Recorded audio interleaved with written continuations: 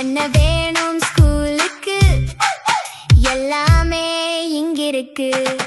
Super Saravana stores, Chennai, Madurai, Kovai. Summer வந்தாச்சு. What's your plan for this holiday? எங்க கிட்ட விட்டுருங்க, நாங்க பாத்துக்கிறோம். GT Holidays, South India's #1 travel brand. தம்பி சீமானும் தம்பி விஜயும் RSS பெற்றெடுத்த குழந்தைகள்னு சொன்ன திருமாவளவன் எந்த விளக்கமும் கொடுக்காம தாவேக அமைச்சரவையில் இடம்பெற்றிருக்காரு அப்படிங்கிற ஒரு கேள்வி அவர் பேசின வீடியோ இன்னைக்கு சமூக வலைதளங்களை ஆக்கிரமிச்சிருக்குன்னு சொல்லலாம். அது குறித்து பேசுவோம். என்ன பின்னணி, ஏன் சேர்ந்தாங்க, என்ன இப்போ அடுத்த கட்ட நகர்வுகள் இருக்க போகிறது அப்படிங்கிறது குறித்து பார்ப்போம். இன்னொரு பக்கம் திமுகவினுடைய முன்னாள் அமைச்சர்களாக இருந்த 3 பேர் மீது வழக்கு பதிவு செய்ய போகிறாங்க, அவங்களை கைது செய்யறதுக்கான வாய்ப்புகள் கூட அதிகமாக இருக்குது அப்படிங்கிற மாதிரியான விஷயங்கள் பேசப்படுது. அதை இந்நாள் அமைச்சர்கள் சொல்கிறது தான் ஆச்சரியத்துக்குரிய ஒன்றா இருக்குது. அதை பற்றியும் பேசுவோம். இன்னொன்று ராசா அவர் பேசின சில விஷயங்கள், அவர் போட்ட பதிவுங்கிறது பெரிய அளவில் சர்ச்சையாக இருக்குது. அது குறித்தும் விரிவாக பேசலாம். Welcome to sensation.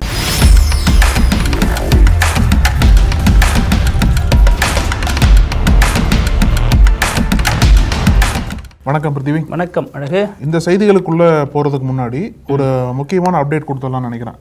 என்ன அப்படின்னா, முக்கியமா முக்கியம் இல்லையாங்கிறது நாங்க சொல்றோம். இல்ல, இப்போ இந்த ஆடியன்ஸ் மைண்ட்ல வச்சிருப்பாங்க, தேர்தல் எல்லாமே முக்கியம் தானே தமிழ்நாட்டுல, அதனால இதுவும் முக்கியம் தான். என்ன அப்படின்னா, ராஜ்யசபா தேர்தல் தமிழ்நாட்டுல ஜூன் மாசம் நடக்கவிருக்கு. நம்ம CV சண்முகம் இருக்கார்ல, அவர் ராஜினாமா பண்ணல சமீபத்தில்.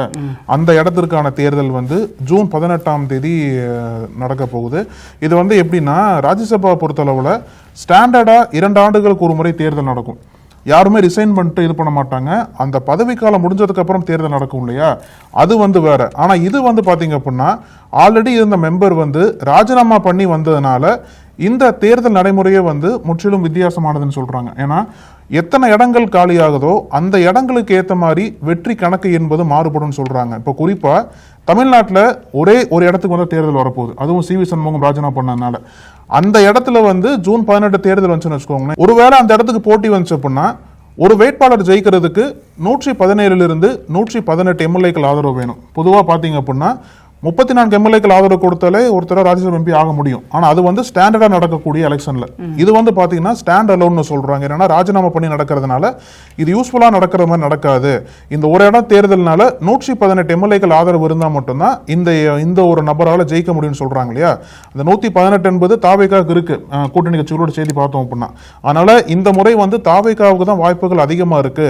இந்த ஒரு தேர்தலை பயன்படுத்தி தாவேகா முதல் முறையா பார்லமெண்ட்ல அவங்களோட ரெப்ரசன்டேஷனா பதிவு பண்ண போறாங்கன்னு ஒரு பக்கம் பேசினாலும், இன்னொரு பக்கம் என்ன பேசப்படுது அப்படின்னா, தாவேகாவுக்கு தான் கிளியரா தெரிஞ்சாலுமே தாவேகா வேட்பாளர் நிறுத்துமா இல்ல தாவேகா கூட்டணி கட்சிகளுக்கு விட்டு கொடுக்குமா அப்படின்ற கேள்வி இருக்கு. இப்பவே காங்கிரஸ் கட்சிக்காரங்க பேச ஆரம்பிச்சிட்டாங்க, எங்களுக்கு அந்த ராஜ்யசபா சீட் கொடுங்கன்னு சொல்லிட்டு காங்கிரஸ்ல ஒரு லாபி போயிட்டு இருக்கு.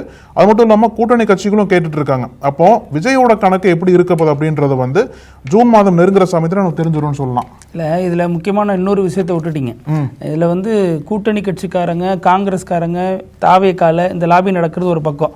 இன்னொரு பக்கம் இன்னைக்கு விஜயை சந்திச்சிருக்காங்க அழகிரி, முன்னாள் அமைச்சர் மு.க. அழகிரியினுடைய மகள் சந்திச்சிருக்காங்க. ஆனா இன்னைக்கு அவங்க என்ன சொல்றாங்க அப்படின்னா, விஜய் சந்திக்க தான் வந்ததா சொல்றாங்க. ஆனா விஜயை பார்க்கல, மற்ற முக்கியமான அமைச்சர்களை பார்த்ததா சொல்றாங்க.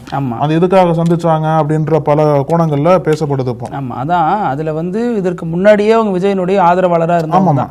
அதாவது ஸ்டாலின் எங்கள் குடும்பத்தை கவனிக்கல அப்படின்னு எலெக்ஷன் முன்னாடியே பேசி விஜய்க்கு ஆதரவான கருத்துக்களை வெளியிட்டவங்க தான் அவங்க. அழகிரியும் இந்த முறை திமுக ஜெயிக்குமான்னு கேட்டப்பெல்லாம் பெரிய அளவில் ரெஸ்பான்ஸ் பண்ணல அவர்.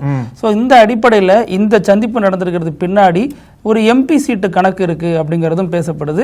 அதற்கான வாய்ப்புகளை நோக்கி இந்த எலெக்ஷன் நகருதா, இவங்க அதற்காக காய நகர்த்திருக்காங்க அப்படிங்கிற தகவலும் சொல்லப்படுது. ஆனா அது பல நெருக்கடிகள். இப்ப இது முன்னாடி வரைக்கும் தாவேகா சாதாரண கட்சி, இப்ப பவர்ல இருக்கிறதுனால ஏகப்பட்ட பேர் மொய்க்க ஆரம்பிச்சிட்டாங்க. எனக்கு கொடுங்க எனக்கு கொடுங்கன்னு, கட்சிக்குள்ள கட்சிக்கு வெளியில. இப்ப புதிதாக வந்திருக்க கூட்டணி கட்சிகளுக்கு எல்லாம் வாரியங்கள் பிரித்து தர போறாங்க. அதுல இருந்து MP சீட்டும் ஒரு கணக்கா இருக்கு. அதனால நம்ம அதெல்லாம் பார்க்கணும். இதை எடுத்து பார்க்கணும் அப்படின்னா, நேற்று இரவுல இருந்து பெரிய ஒரு பூகம்பத்தை ராசாவோட பதிவு ஏற்படுத்திருச்சு. அவர் போட்ட ஒரு பதிவுங்கிறது தமிழக அரசியல் களத்துல அனலை தகிக்க வச்சிருச்சு. அது ஒரு தவறான பதிவு, ஒரு தவறான ஒரு உதாரணத்தை சொல்லி விசிகா இங்கிருந்து வெளியேறினதை விமர்சிச்சிருக்காரு அப்படிங்கிற பார்வை எல்லார் மத்தியில் இருக்கு. அதாவது நம்ம நேத்திக்கே பேசியிருந்தோம், திமுக கூட்டணி என்பது இன்டாக்டா இருக்கு, அப்படியே வந்து ஸ்ட்ராங்கா இருந்திருக்குன்னு சொல்லிட்டு தான் பேசணும். ஆனா நேற்றைய தினம் எப்போ திருமாவளவன் வந்து முடிவு அறிவிச்சாரோ அப்பவே வந்து அந்த கூட்டணியில பெரிய பிளவு என்பது வந்துருச்சு. திமுகவுக்கும் விசிகாவுக்கும் இடையே வார்த்தை போர் என்பது இப்போ வரைக்கும் போயிட்டு இருக்கு. அந்த அளவுக்கு வந்து ராசாவோட கமெண்ட் இந்த இரண்டு கட்சிகளுக்குள்ளேயும் ஒரு பெரிய ஒரு புயல் ஏற்படுத்திக்கு நான் சொல்லணும். அந்த அளவுக்கு ராஜா கடுமையா சொல்லியிருந்தார் வன்னியரசு அங்க போய் ஜாயின் பண்ணதுக்கு அப்புறம். என்ன சொன்னார் அப்படின்னா, அந்த மாதிரி ஆக்சுவலா விசிகா மட்டும் சொல்லல, ஐயுஎம்லையும் சேர்த்து தான் ராஜா வந்து விமர்சனம் பண்ணியிருந்தாரு. இது எல்லாத்துக்கும் சேர்த்து வச்சுதான் விசிகாவின் சார்பா தாவேகாவை சேர்ந்த பல அமைச்சர்களே வந்து ராசாவுக்கு கண்டனம் தெரிவிச்சுட்டு வராங்க. அதை தொடர்ந்து ஸ்டாலினே சொல்லிட்டார், இந்த மாதிரி தேவையற்ற சொற்களை பயன்படுத்த வேணாம்னு சொல்லிட்டு ஸ்டாலினே ஒரு கருத்து தெரிவிச்சிருக்கிறதான் பார்க்க முடியுது நம்மளால. கடுஞ்சொற்கள் பயன்படுத்த வேண்டாம் அப்படின்னு இருக்காரு. இப்படி அவர் சொல்லியிருந்தாலும் கட்சிக்காரங்க அவங்களுடைய ஆற்றாமையா சொல்றது ஒரு வகை. ஆனா ஒரு முன்னாள் அமைச்சரா இருந்தவர், முக்கிய பொறுப்புல இருக்கிறவர் இப்படி ஒரு வார்த்தையை ஸ்லிப் ஆகி பேசலாமா?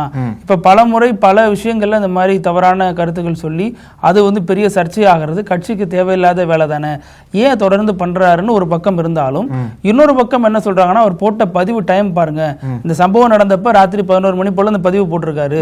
அது வந்து பெரிய அளவுல அவருக்கு மன உளைச்சல் ஏற்படுத்தி இருக்கு. இது வந்து கூட்டணி மாறுறது இந்த நேரத்தில் விட்டு ஒரு தோக்கிறப்பதான் உற்ற நண்பர்கள் உடன் இருக்கணும். அதுக்கு வார்த்தைகள் வேணா அவர் சொன்னது ரொம்ப தப்பா இருந்திருக்கலாம், அது யாருமே ஆதரிக்கல. ஆனா அந்த உணர்வோட வெளிப்பாடு அந்த பதிவு போட்டுட்டாரு. தலைமை கூப்பிட்டு கண்டிச்ச உடனே அதை அழிச்சிட்டாரு, அந்த பதிவு நீக்கிட்டாரு. நம்ம அதை அப்படிதான் கடந்து போகணும்னு திமுகவினர் சொல்றாங்க. ஆனாலும் பொது வெளியில அது கண்டனத்துக்குரிய ஒண்ணுதான். இன்னமும் வந்து கற்ப வைத்து மட்டுமே நம்ம வந்து எடை போடுறது எப்படி அப்படிங்கிறது ஒரு நிச்சயமாக விமர்சிக்கப்பட வேண்டிய ஒரு கருத்து. அதை அவர் தவிர்த்திருக்கணும். ஆனாலும் சொல்றார், வன்னியரசுமே வந்து பெண்களை அவமதிக்கும் விதமா ராஜா பேசிட்டாருன்னு சொல்லிட்டு அவர் கண்டனத்தை பதிவு பண்றார். ஆனா நீங்க சொன்னது போல வந்து தவிர்த்து இருந்து போயிருக்கலாம். ஏன்னா எல்லாத்துக்கும் இந்த கோவம் இயல்பாவே வரும், எப்படி வந்து கூட்டணி விட்டு வெளில போறாங்களேன்ற ஒரு கோவம் இயல்பா வர்றதான். ஆனா அது வந்து யாருக்கு மைலேஜா கொடுத்துருக்குன்னு பார்க்கும்போது தாவேக்காவுக்கு தான் பெரிய மைலேஜா கொடுத்துருக்கு.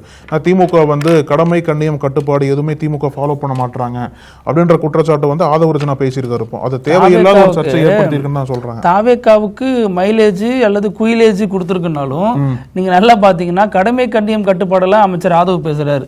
அதே ஆதவ் தான் கடந்த ஆட்சியில முட்டாள் முதலமைச்சர்னார். இந்த விளாத்திக்குளம் இஷ்யூல ஒரு மாணவி பாலியல் வல்லுறவுக்கு ஆளாக்கப்பட்ட போது பாத்ரூம் கூட கட்டி தரல, இது என்ன அரசு இது, நீங்க முட்டாள் முதலமைச்சர்னு 2-3 முறை ஒரு சிட்டிங் சிஎம் மிக கடுமையா விமர்சிச்சாரு. ஒரு பொதுவான ஒரு மேடை போராட்டத்தில் இந்த மாதிரி விமர்சிக்கிறாரு. அதற்கு இந்த அரசு எந்த ரியாக்ஷனும் பண்ணல அப்போ திமுக அரசு. ஆனா இது வந்து கடமை கண்ணியம் கட்டுப்பாட்டுல வருமா?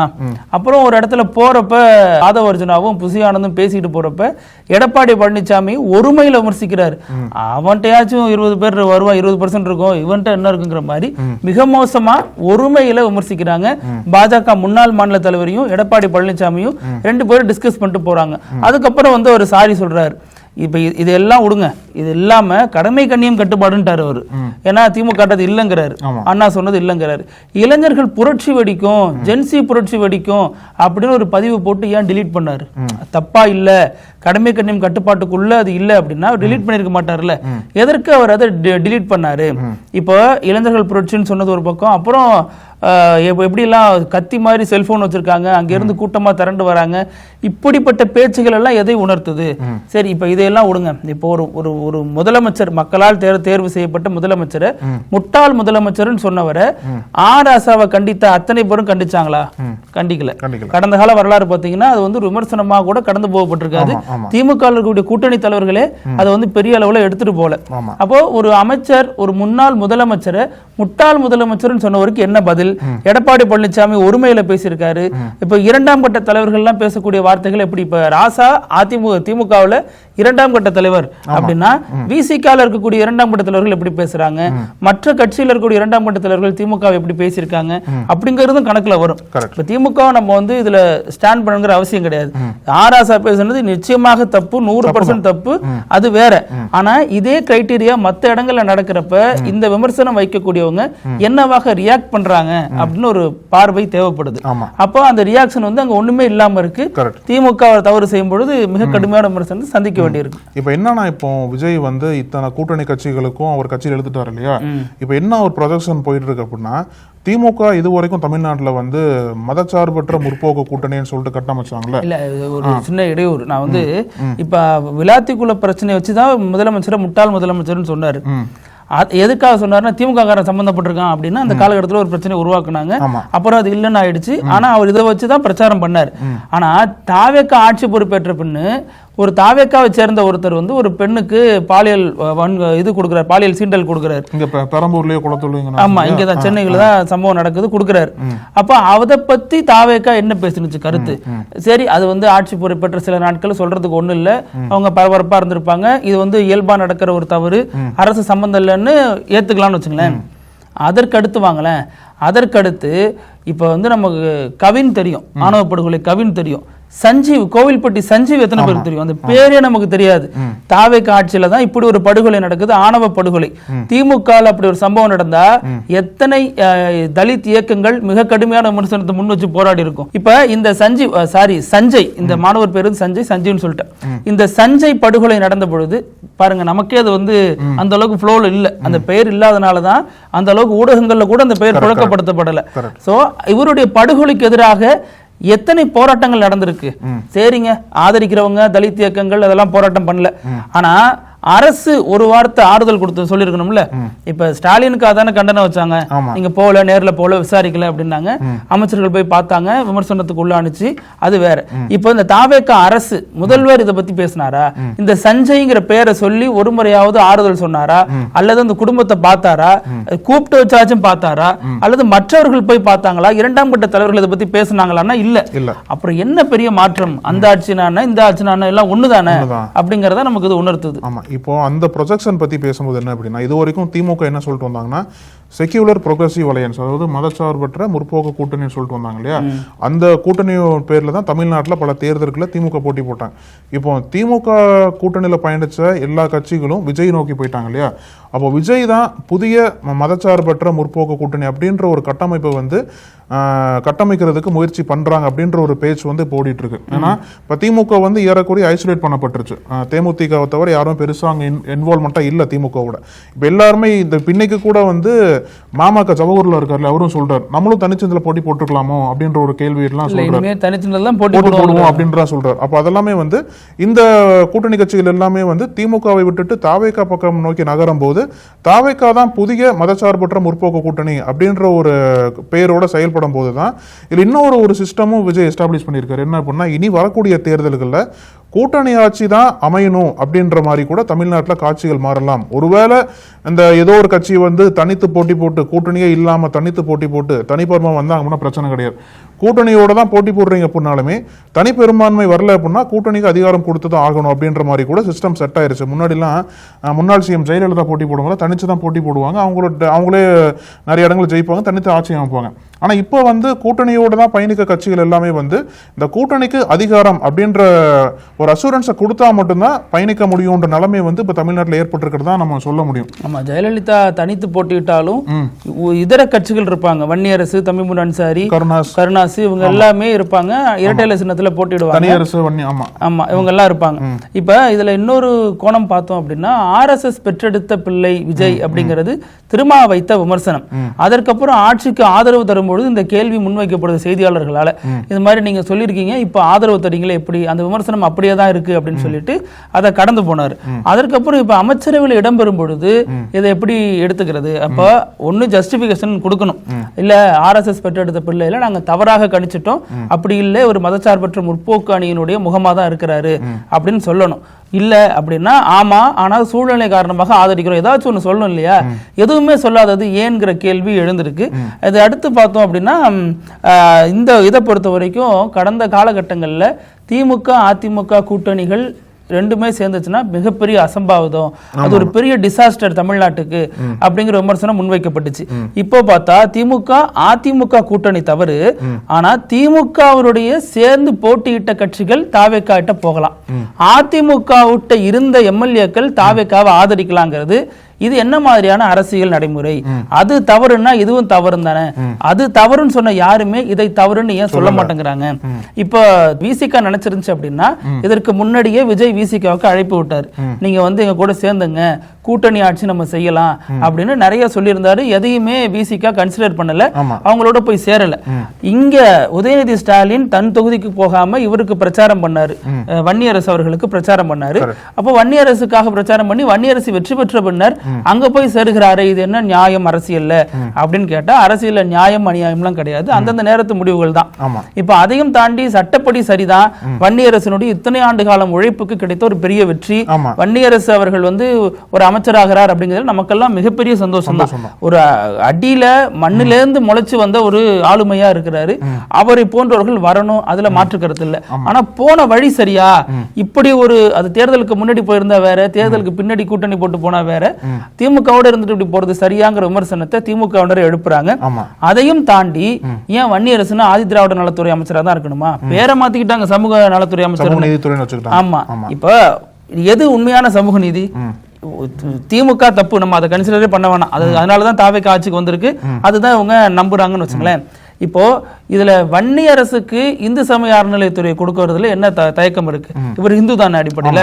வன்னியரசுக்கு இந்து சமய அறநிலையத்துறை கொடுத்துட்டு இந்து சமய அறநிலையத்துறைக்கு பொறுப்பாக போடப்பட்ட ரமேஷ் அவர்களை ஏன் சமூக நீதித்துறைக்கு அமைச்சரா போடக்கூடாது அப்படிங்கிறது ஒரு கேள்வி.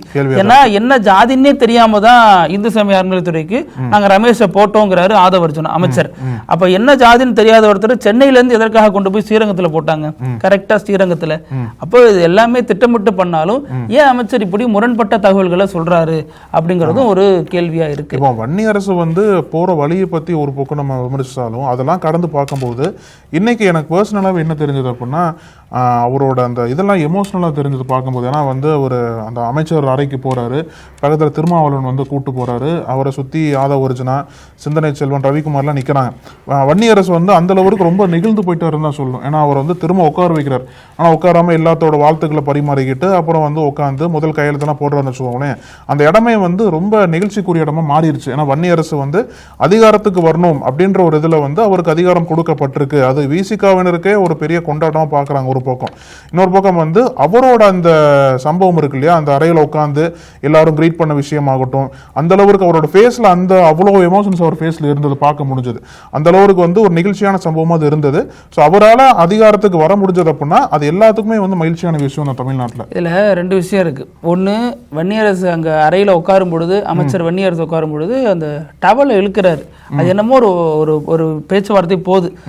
இவரு சிந்தனை செல்வன் இருக்காரு, ரவிக்குமார் இருக்காரு, திருமாவளவன் இருக்காரு, ஆதவர்ஜுனா இருக்காரு. அப்ப அந்த டவல் இழுக்கிறாரு. அந்த டர்க்கி டவல் குறித்த சர்ச்சைகள் எல்லாம் கடந்த காலமா போயிடுச்சு.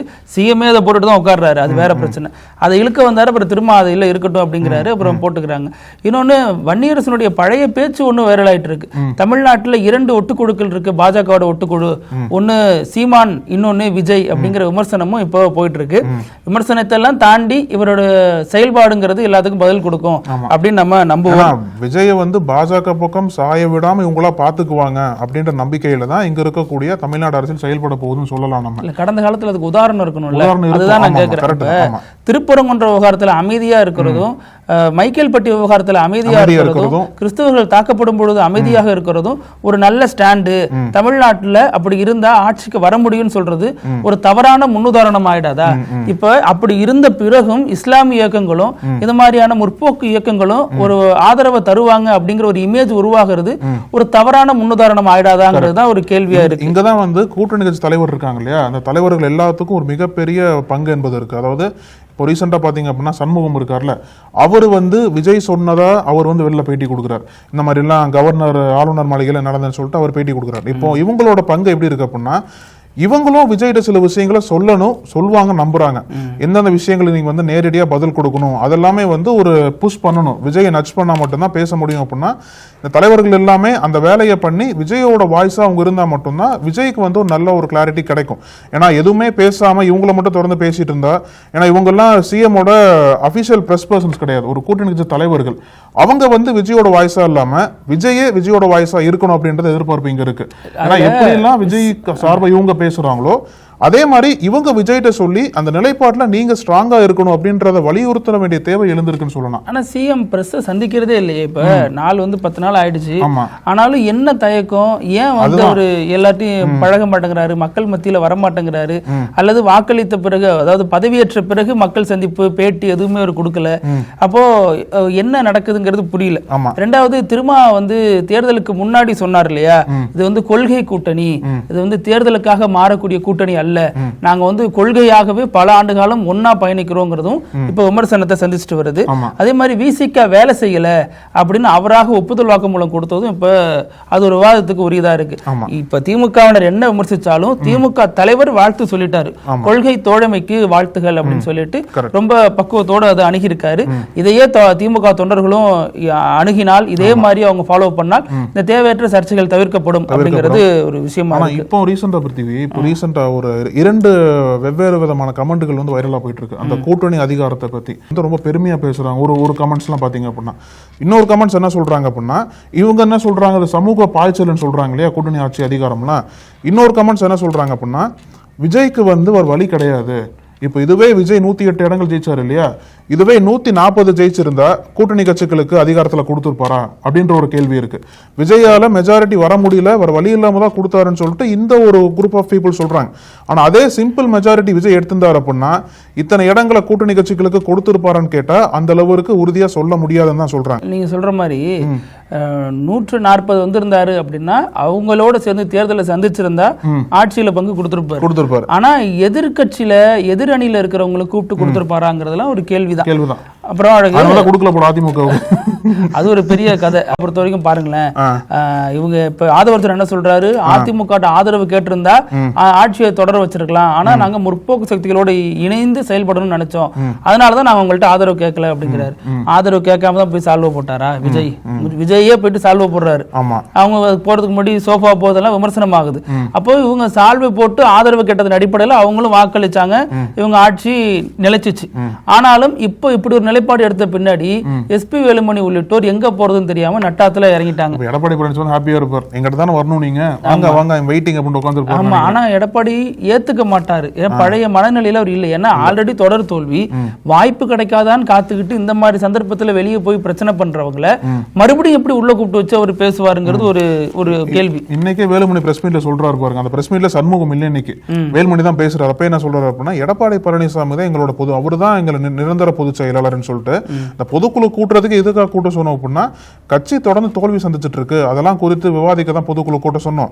அது மட்டும் இல்லாம இதெல்லாம் பெரிய பிளவுலாம் கிடையாது, ஒரு சிறிய கருத்து வேறுபாடு தான் எங்களுக்கு, நாங்களாம் எடப்பாடிக்கு அகென்ஸ்டா இல்ல அப்படின்ற ஒரு ஸ்டேட்மெண்ட் கொடுத்து அப்படியே கம்ப்ளீட்டா பல்ட்டி அடிச்சிருக்காருன்னு சொல்லணும். ஏன்னா விஜய் வந்து அவங்களுக்கு பதவி கொடுக்கல. எடப்பாடி எனக்கு என்ன சொன்னார் அப்படின்னா, விஜய் வந்து பதவி கொடுத்தாருன்னு சொல்லிட்டு தான் எனக்கு துரோகம் கொண்டு போயிட்டாங்க. அவங்க அமைச்சர் பதவி மட்டும் இல்லாம பல வாரிய தலைவர் பதவி எல்லாம் கொடுத்ததா சொல்லிட்டு தான் அந்த பிரிவினர் வந்து விஜய் சப்போர்ட் பண்றாங்க, துரோகம் பண்ணிட்டாங்கன்னு சொல்லிட்டு எடப்பாடி பழனிசாமி செக்ரட்டரியேட்லயே பேசினார். இப்போ எஸ்பி வேலுமணி திடீர்னு அந்த பல்ட்டி அடிக்கிறது, மீண்டும் வந்து ஒரு வழி இல்ல, நம்ம அதிமுக தான் பயணிச்சாகணும் தேவை எழுந்ததுக்கு அப்புறம் தான் எடப்பாடி ஒரு புகழ பாட ஆரம்பிச்சிருக்காரு. ஆனா எடப்பாடி பழனிசாமி மீண்டும் அவர் ஏத்துக்குவாரா அப்படின்னா நீங்க சொன்னது மாதிரி தான், அவர் கையில தான் இருக்கு. ஆமா, இதுல எடப்பாடி பழனிசாமி இன்னைக்கு ஒரு முக்கியமான அறிக்கையை வெளியிட்டிருக்காரு. அந்த அறிக்கையில் என்ன சொல்றாருன்னா, மேகதாது அணை கட்டுறதுல தமிழ்நாட்டு அரசுக்கு உரிமை இல்லை அப்படின்னு கர்நாடக துணை முதல்வர் சொல்லியிருக்காரு. அதை வந்து கண்டிக்கணும் தமிழக அரசு, அல்லது தமிழக அரசோட நிலைப்பாடு என்ன அப்படின்னு சொல்லணும். எந்த துணிச்சல்ல அவர் இப்படி சொல்றாரு? உச்சநீதிமன்றம், அதாவது மத்திய அரசுக்கு அனுமதி கேட்டிருக்காரு. அனுமதி வந்த பின்பு அவர் மேகதாதுல அணை கட்டுறோம், இதை விமர்சிக்கவோ இதை எதிர்ப்பு தெரிவிக்கவோ தமிழக அரசுக்கு உரிமை இல்லைன்னு சொன்னா அதை நம்ம எப்படி வேடிக்கை பார்க்க? இங்க 2 அமைச்சர்கள் இருக்காங்க. முன்னாடி வந்து இது வந்து வேற கூட்டணி அரசா இருந்துச்சு. இப்ப இங்க இருக்கிற அமைச்சர்கள் காங்கிரஸை சேர்ந்தவங்களா இருக்காங்க, அங்க காங்கிரஸ் அரசா இருக்கு. இப்போ பதில் சொல்ல வேண்டிய கட்டாயம் இருக்கு. எடப்பாடி கரெக்டா அந்த புள்ளியை தொட்டு 2 பேரையும் விமர்சனத்துக்கு உள்ளாக்குறாரு. இனியும் தமிழக அரசு அமைதியா அதுல இருக்க முடியாது. ஏன்னா தமிழக அமைச்சர்கள் இதுக்கு பொறுப்பேற்கணும், அல்லது கர்நாடக அரசை விமர்சிக்கணும். எதுவுமே இல்லாம அமைதியா கடந்து போறது எப்படி அப்படிங்கறதும் புரியல. இதுவும் இன்னொரு விஷயம் மாதிரி, ஏன்னா மேகதாதுல போடுறதுக்கு பூமி பூஜை வரைக்கும் ரெடி ஆயிட்டாங்க அவங்க அணை கட்டுறதுக்கு. அப்படின்னா இது வந்து தமிழர்கள் வாழ்வாதாரத்தோட சம்பந்தப்பட்டது, விவசாயிகள் வாழ்வாதாரத்தோட சம்பந்தப்பட்டது. இதை தமிழக அரசு இனியும் கண்டும் காணாமல் இருக்கக்கூடாதுங்கிறது எடப்பாடி அறிக்கை வாயிலாக தெரிய வர விஷயமா இருக்கு. அப்புறம் இன்னைக்கு அமைச்சராக பதவி வைத்தாங்களா 2 பேரும், அதுல வந்து வன்னியரசு ஷாஜகான் 2 பேரும் முக்கியமான அமைச்சர். 2 பேருக்குமே நம்ம வாழ்த்துக்கள் சொல்றோம்.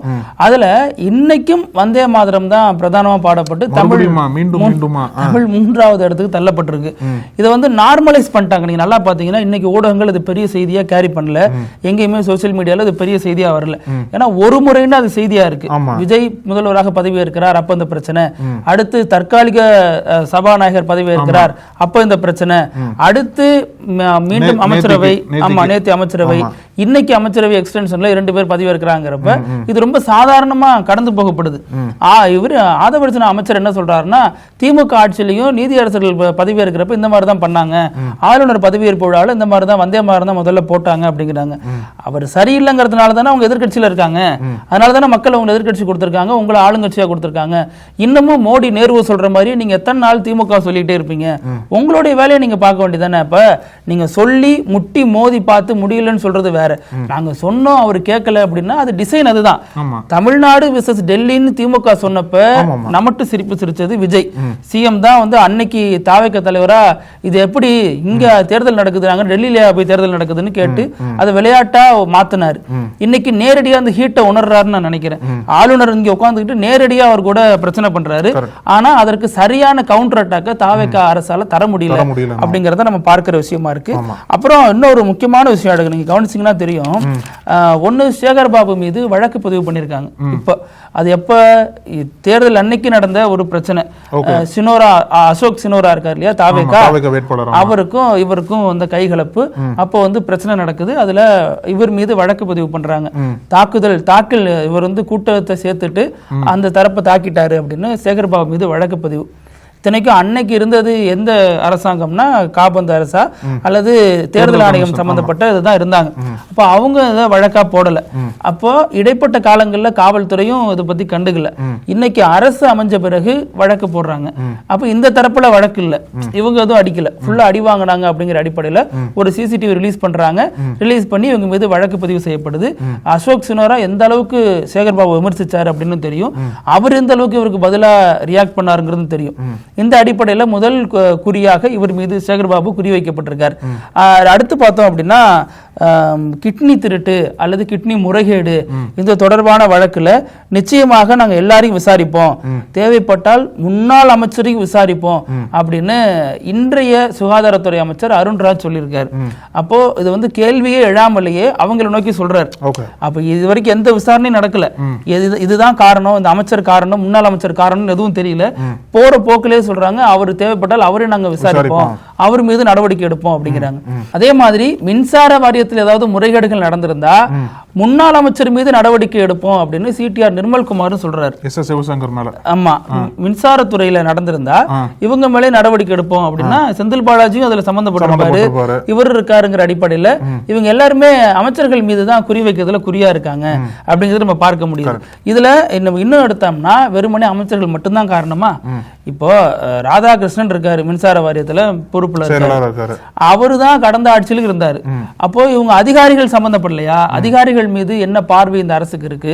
இப்ப இந்த வெறுமனே அமைச்சர்கள் மட்டும் எடுத்தா அதிகாரிகள் லாபி என்ன பண்ணும்? இப்போ ஒவ்வொரு துறைக்கும் ஒரு அமைச்சர் இருந்திருக்காங்க, ஒரு செயலாளர் இருந்திருக்காங்க. அந்த செயலாளர் இன்னைக்கு வெவ்வேறு துறைகள்ல இருக்கிறாங்க, சிலர் அதே துறையில இருக்கிறாங்க. அப்படி இருக்கும் பொழுது வெறுமனே அமைச்சர்கள் மட்டும் காரணமா? ஒருவேளை முறைகேடுகள் நடந்திருந்தா சொல்றேன், அப்ப இந்த செயலாளர் அரசு அதிகாரிகளுக்கு என்ன தண்டனை கொடுக்க போறாங்க? அதெல்லாம் உடனடியாக இம்ப்ளிமெண்ட் பண்ண முடியுமா? பண்ணிட்டால் அது வந்து வரவேற்கத்தக்கது. ஆனால் இந்த அரசு வந்து இவங்களை பழிவாங்கும் நடவடிக்கையில இது இயங்க போகிறதா அல்லது உள்ளபடியே குற்றத்தை பொதுவெளியில வைத்து அதற்கப்புறம் நடவடிக்கை எடுக்க போறாங்களா அப்படிங்கறத பார்க்கணும். அப்புறம் இந்த அரசை பொறுத்த வரைக்கும் அந்த ஆலோசகருக்கு என்னதான் ஆலோசகர் பதவி மேல அப்படி என்னதான் ஆசைங்கிறது புரியல. ஆல்ரெடி ஒரு ஜோதிடரை போட்டு சர்ச்சையாகி அவங்களை பின்வாங்கிட்டாங்க. இப்போ அவருடைய நண்பர்களான ஜான் ஆரோக்கியசாமி, விஷ்ணு ரெட்டி, குறிப்பா ஜான் ஆரோக்கியசாமி தேர்தல் வியூக நிபுணர் தான், ஆனா அவரது ரொம்ப நெருங்கிய நண்பர் தொழிலதிபர் விஷ்ணு ரெட்டி. இவங்க 2 பேருக்குமே இவருக்கு முதல்வருக்கான ஆலோசகர் இது கொடுத்திருக்காங்க, பொறுப்பு கொடுத்திருக்காங்க. இது 2மே ஐஏஎஸ்க்கு நிகரான பொறுப்பு அப்படிங்கிறாங்க. ஒரு ஐஏஎஸ் பொறுப்புக்கு உண்டான அனைத்து இதுவுமே இருக்கும் அப்படிங்கிறாங்க. ஆமா, இதுல என்ன கேள்வி வருது அப்படின்னா, முதல்வர் தான் சொன்னாரு இந்த ஆட்சியில பவர் சென்டர்லாம் கிடையாது, நான் ஒருத்தன் தான் சென்டர் அப்படின்னாரு. இப்போ 2 பேர் அமைச்சரவை இதுல ஐஏஎஸ் ஆலோசகரா கொடுத்தா முதல்வரை கான்டாக்ட் பண்ணும், முதல்வரை ரீச் பண்ணணும்னு சொல்ற எல்லாருமே அவங்க 2 பேரும் ரீச் பண்ணுவாங்க இல்லையா? அப்ப இது இன்னும் 2 பவர் சென்டரா மாறும். ஆல்ரெடி கட்சியில ஆதவ் அர்ஜுனா, புசி ஆனந்த் இந்த மாதிரியான தலைவர்கள் இருக்காங்க. அப்ப அவங்க தனி பவர் சென்டரா இருக்காங்க. அப்ப இது இன்னும் அதிகார மையத்தை அதிகப்படுத்த தான் செய்யுமே ஒழிஞ்சு அதிகார மையத்தை குறைக்காது. ஏன் அபிஷியலா ஆலோசகர் வச்சுக்கணும்னு முதல்வர் நினைக்கிறாரு அப்படிங்கிற விமர்சனம் தவிர்க்க முடியாத ஒண்ணா மாறுது. கண்டிப்பா கண்டிப்பா. இப்போ நம்ம வீடியோவோட இறுதி பகுதி வினோத செய்தி. அந்த இதை என்ன பார்க்க போறோம் அப்படின்னா, ஒரு கவனத்தை ஈர்த்து இருக்குன்னு சொல்லலாம், இன்னொன்னு ஆச்சரியத்தை ஏற்படுத்தி இருக்கு. என்னன்னா, யாருக்குமே வந்து புதுசா இப்போ என்ன கருப்பு படம் ஹிட் ஆயிடுச்சு கருப்பு படம் ஹிட் ஆயிடுச்சா? அப்படிதான் சொல்றாங்க. எந்த படம் நமக்கு நான் பார்க்கல உண்மையில, அதனால கேக்குறேன். நான் பார்த்தேன், அதனாலதான் நான் ஆச்சரியமா கூட சொல்றேன். என்னன்னா இப்போ வந்து புதுமையாக சில பேர் பண்ணுறாங்க இல்லையா, ஸ்டார்ட் அப்ஸ்லாம் ஆரம்பிக்கிறாங்கல்ல, ஸ்டார்ட் அப்ஸ் ஆரம்பித்து எப்படிலாம் வந்து ஒரு க்ரியேட்டிவாக பண்ணலான்னு சொல்லிட்டு சில பேர் யோசிச்சு பண்ணுறாங்க. அந்த மாதிரி கிரியேட்டிவ்னு சொல்கிறதா இல்லை இது எப்படி சொல்கிறதுன்னு தெரியல எனக்கு. என்னன்னா சும்மா சொல்லுங்க, கேரி மென் அப்படின்ற ஒரு நிறுவனம் இருக்கு போல் இருக்கு. அதாவது என்னன்னா ஷாப்பிங் மால்லாம் போவாங்கல்ல, ஷாப்பிங் மாலில் என்னன்னா நிறைய திங்ஸ்லாம் வாங்கிட்டு வருவாங்க. விண்டோ ஷாப்பிங் தான் போவோம், நமக்கு தெரியாது. நிறைய திங்ஸ் எல்லாம் வாங்கிட்டு வருவாங்க இல்லையா, அந்த திங்ஸ் எல்லாம் தூக்கிட்டு வர்ற வேலை இது. அதாவது அசிஸ்டன்ட் சொல்றாங்க. ஏங்க கல்யாணம் ஆன ஒவ்வொருத்தவங்களும் மனைவிக்கு செய்யற வேலை தானாங்க, இது தனி வேலையாவே மாத்திட்டாங்களா? ஷாப்பிங் அசிஸ்டன்ட் இது பேரு. அதாவது உதாரணத்துக்கு சொல்லணும் அப்படின்னா, நம்ம ஸ்டேஷன்ஸ்ல எல்லாம் போர்ட்டர் இருப்பாங்கல்ல, ட்ரெயின்ல இருந்து இறங்கி வருவாங்க, பெரிய லக்கேஜ் எல்லாம் தூக்கிட்டு வந்து கொடுப்பாங்க இல்லையா, அதே மாதிரி ஷாப்பிங் அசிஸ்டன்ட் இவங்க கடையில இருந்து யாருன்னா பெரிய பொருள்லாம் தூக்கிட்டு வந்தாங்க அப்படின்னா, இந்த கேரி மண்ணை சேர்ந்த பல ஊழியர்கள் வந்து அவங்களோட நின்று அந்த பேக் எல்லாம் தூக்கிட்டு வந்து அவங்கள்ட்ட கார்ல வைக்கிறதோ இல்ல பார்க்கிங் வரை தூக்கிட்டு வரதோ பண்றாங்க போல. அது மட்டும் இல்லாம இவங்களுக்கு சார்பாக லைன்ல நிக்கிறது, அப்புறம் எங்கெங்கெல்லாம் இருக்குன்னு சொல்லிட்டு கைட் பண்றது, எல்லா வேலையும் வந்து இந்த ஷாப்பிங் அசிஸ்டன்ஸ் வந்து பண்ண ஆரம்பிச்சிருக்காங்க இப்போ. அதுவும் குறிப்பா வந்து பெண்கள் வயதானவங்களும் வருவாங்கல்ல, அவங்களுக்கு ஹெல்பிங்கா இருக்கிற மாதிரி இந்த ஒரு வேலையை புதுமையா உருவாக்கி இதன் மூலியமா நிறைய பேர் வேலை வாங்கிட்டு இருக்காங்கன்னு சொல்லலாம். இது ஒரு எம்ப்ளாய்மெண்ட் தருது, பிரச்சனை இல்லை. ஆனா இந்த மாதிரி ஒரு தொழில்லாம் இப்போ வந்து பெருசா கேள்விப்படுறதுனால இது ஒரு வினோதமா மாறி இருக்கு. இந்த தொழிலுக்கு என்ன தேவை, உண்மையிலே தேவை இருந்தது அப்படின்னா வரவேற்கத்தக்கதான்.